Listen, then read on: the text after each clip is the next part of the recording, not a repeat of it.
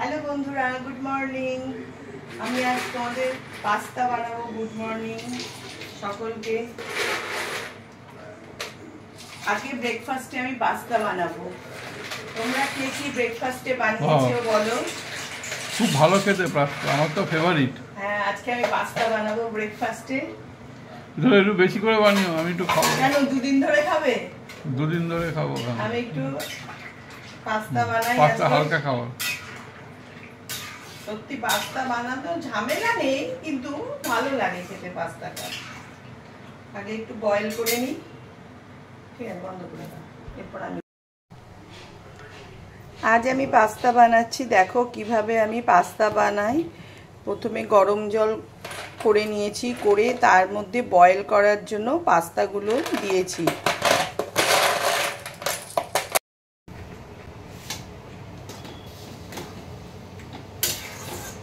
আমি পাস্তার জন্য এটা রেডি করে নিয়েছি কেটে।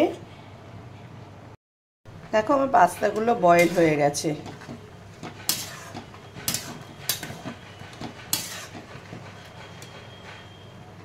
পাস্তাটা সেদ্ধ হয়ে যাওয়ার পর তোমরা জল দিয়ে ভালো করে পাস্তাটাকে ধুয়ে নেবে। ধুয়ে ওর মধ্যে তেল মাখিয়ে রাখবে, তাহলে ভালো হবে, একটার সাথে একটা জড়িয়ে যাবে না। আমি ভালো করে ধুয়ে নিয়েছি পাস্তাটা সেদ্ধ হওয়ার পর। তারপর ওটার মধ্যে আমি হালকা করে তেল লাগিয়ে রেখে দিয়েছি।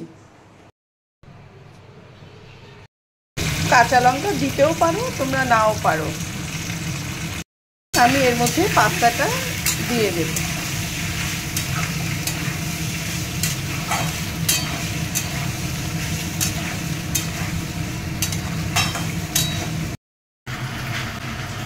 পাস্তাগুলো এক এক করে আমি এর মধ্যে দিয়ে দিলাম। খুব খেতে ভালো লাগে। প্রথমে আমি পেঁয়াজ কাটা দিয়ে দিয়েছি এর মধ্যে।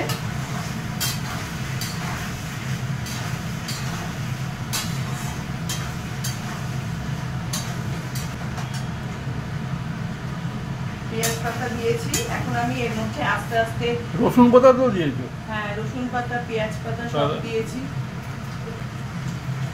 এরপর এর মধ্যে আমি টমেটো কেচাপ দেব, পাস্তা মশলা দেব,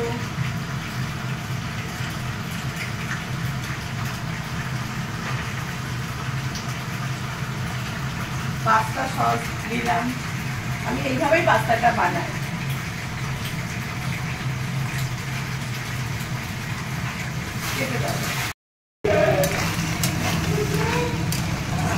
দেখো আমি এইভাবে পাস্তা এর মধ্যে দিই। আর একটু পাস্তা সস মশলা আমি দেবো, কারণ একটু কম মনে হচ্ছে। এর মধ্যে পাস্তা মশলা রয়েছে, সব কিছুই দেয়া থাকে, অরিগ্যানো থেকে আরম্ভ করে সব কিছুই এর মধ্যে দেয়া থাকে।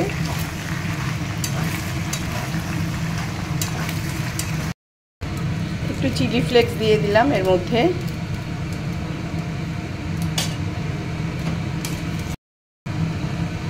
আর একটু কেটে রাখা আমি পেঁয়াজ পাতা আর রসুন পাতা একটু দিয়ে দিলাম কেটে রাখা। দেখো আমার পাস্তা পুরো রেডি হয়ে গেছে,